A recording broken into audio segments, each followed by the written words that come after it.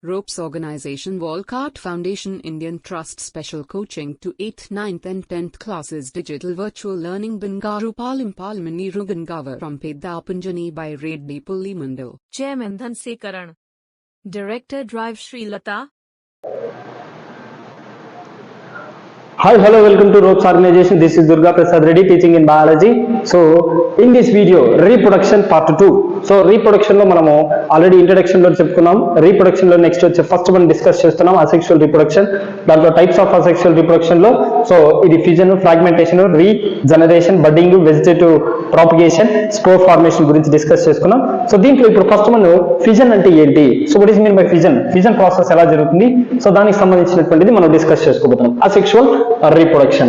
So asexual reproduction అంటే ఏంటి మనం ఆల్రెడీ డిస్కస్ చేసుకున్నాం. which is the form of new generation by a single. So single నుంచి మనకి న్యూ జనరేషన్ ప్రొడ్యూస్ అయితే దాన్నే సో asexual reproduction అని కూడా పిలుస్తామని చెప్పాం. సో asexual reproduction లో ఫస్ట్ వన్ ఏంటంటే fission.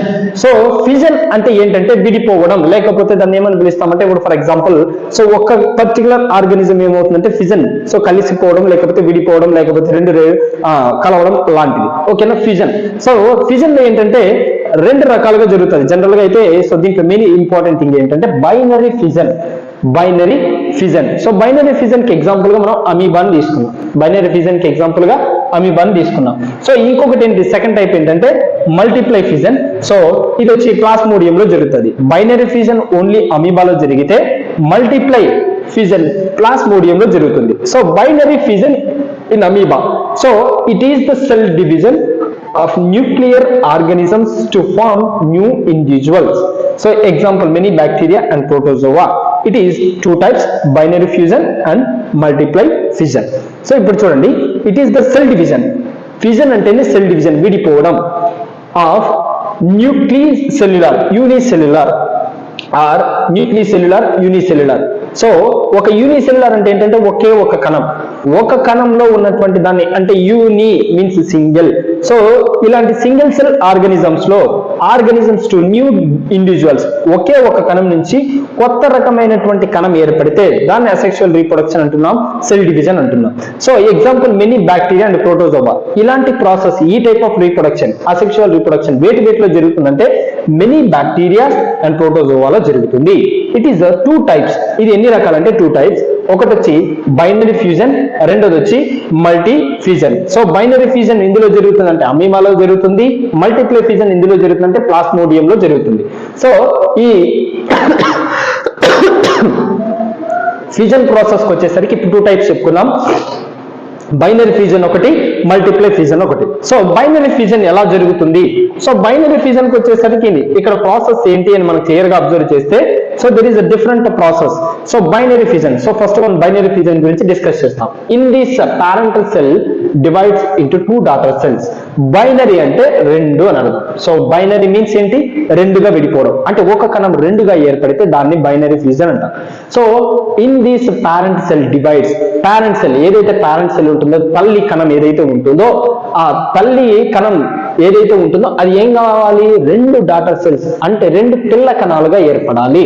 రెండు పిల్ల కణాలుగా ఏర్పడితే దాన్ని ఏమని పిలుస్తామంటే బైనరీ ఫ్యూజన్. ఎగ్జాంపుల్ గా సో అమీబాని తర్వాత లిస్మీనియాని ఎగ్జాంపుల్ గా తీసుకున్నాం. అమీబా బెస్ట్ ఎగ్జాంపుల్, అమీబాని ఎగ్జాంపుల్ గా తీసుకున్నాం. In amoeba binary fusion take places in any plant. So binary fusion అమీబాలో జరుగుతుంది. Some unicellular organisms have complex body organisation. So ఏంటంటే యూనిసెల్యులర్ ఆర్గానిజం అయినప్పటికీ కొన్నిట్లో ఏంటంటే వారికి బాడీ స్ట్రక్చర్ చాలా పెద్దదిగా ఉంటుంది, సో డిఫరెంట్ గా ఉంటుంది. సో ఎగ్జాంపుల్ గా దానికి లెస్మేనియా లేకపోతే కలాజ్రాని మనం ఎగ్జాంపుల్ గా తీసుకోవచ్చు. Have a white like structure. So దీనికి ఏంటంటే బాగా వైట్ లైక్ స్ట్రక్చర్ ఇలా పొడవుగా కనిపిస్తూ ఉంటుంది. Here binary fusion occurs in relation to the structures. So ఇదేంటంటే స్ట్రక్చర్ ని బేస్ చేసుకొని కూడా డివిజన్స్ అనేవి జరుగుతూ ఉంటాయి. సో దాన్ని ఏమని పిలుస్తామంటే binary fusion. So binary fusion in amoeba. So అమీబాని క్లియర్ గా మనం అబ్జర్వ్ చేస్తే అమీబాలో సెల్ డివిజన్ స్టార్ట్ అయిన తర్వాత సో ఇక్కడ క్లియర్ గా డెవలప్మెంట్ ఉంటుంది. డెవలప్మెంట్ తర్వాత ఏంటంటే మధ్యలో మనకి స్టార్టింగ్ ఉంటుంది డివిజన్ ప్రాసెస్.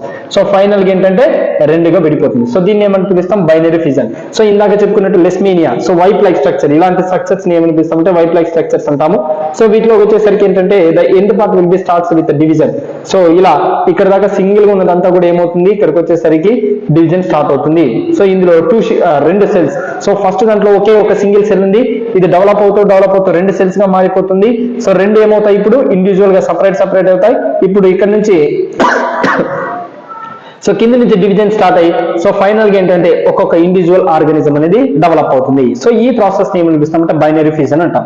సో నెక్స్ట్ వచ్చి multiply fusion. So multiply fusion కి వచ్చేసరికి in this some single cell organisms divided into many daughter cells. Single సెల్లే, సో సింగిల్ సెల్ రెండుగా కాకుండా it may be develops many cells. Sorry.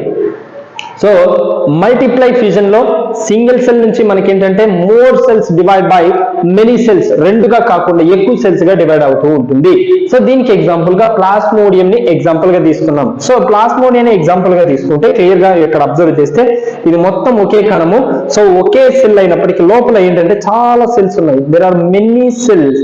So with nucleus, ఒక్కొక్క many cells ఉన్నాయి, with nucleus కూడా ఉన్నాయి. ఇలా డివిజన్ జరిగితే దాన్ని ఏమని పిలుస్తాము multiply fission. So that is called multiply fission. So ఇది మనం ఫస్ట్ వన్ అసెక్షువల్ రీప్రొడక్షన్ లో సో ఫిజన్ గురించి డిస్కస్ చేసుకున్నాం. నెక్స్ట్ అసెక్షువల్ రీప్రొడక్షన్ లో సెకండ్ వన్ ఏంటంటే ఫ్రాగ్మెంటేషన్. సో తెలుగులో దీన్ని ఏమని పిలుస్తామంటే ఫ్రాగ్మెంటేషన్ అంటే ఏంటి, ముక్కలు అవ్వడం.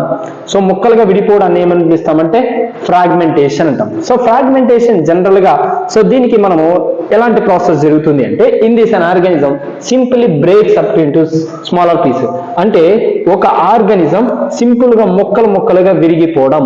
ఇప్పుడు ఫర్ ఎగ్జాంపుల్ ఒక బ్రెడ్ స్లైస్ ఉంది, దాన్ని మనం చిన్న ముక్కలుగా విడగొడతాం కదా, సేమ్ లైక్ దట్ ఒక సింగిల్ సెల్ ఆర్గానిజం ఏదైతే ఉందో సింపుల్ గా ఏమంటే బ్రేక్స్ అయిపోవడం.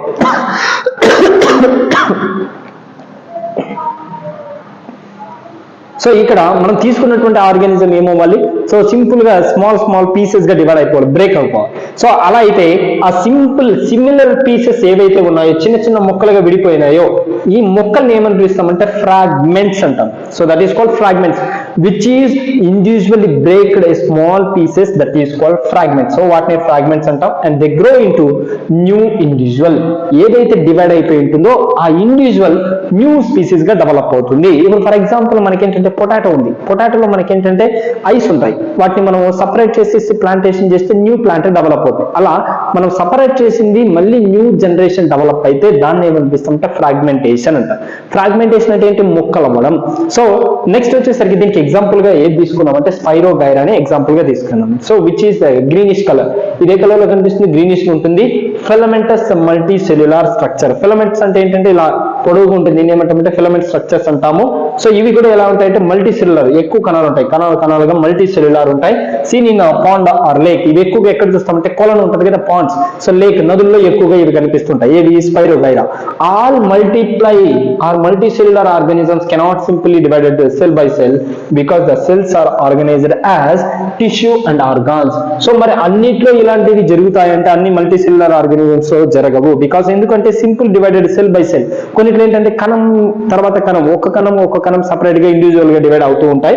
So because of cell are organised, so వాటి యొక్క బాడీ స్ట్రక్చర్ ని బేస్ చేసుకుని here the different cell types of perform different functions. ఒక్కొక్క సెల్ ఒక్కొక్క డిఫరెంట్ ఫంక్షన్ ని చూపిస్తాయి. So reproduction is also performed by a specific cell type. అంటే reproduction అనేది కూడా సెల్ లో వన్ ఆఫ్ ది టైప్ కాబట్టి అది కూడా ఒక ఫంక్షన్. సో కాబట్టి ఏంటంటే సెల్ డివిజన్ జరిగినప్పుడు ఆటోమేటిక్ గా మనకి న్యూ స్పీసీస్ అనేవి ప్రొడ్యూస్ అవుతాయి. It can grow proliferate and make other cell types. So when compared with other cell types, so compare చేస్తే ఇందులో ఉన్నటువంటి రీప్రొడక్షన్ స్ట్రక్చర్ ఉన్నటువంటి సెల్స్ అనేవి సో ఈజీగా మనకి మల్టిప్లై అవుతూ ఉంటాయి, డెవలప్ అవుతూ ఉంటాయి. సో అది మనకి ఏంటంటే ఫ్రాగ్మెంటేషన్. సో ఫ్రాగ్మెంటేషన్ లో ఉన్నటువంటి ప్రాసెస్.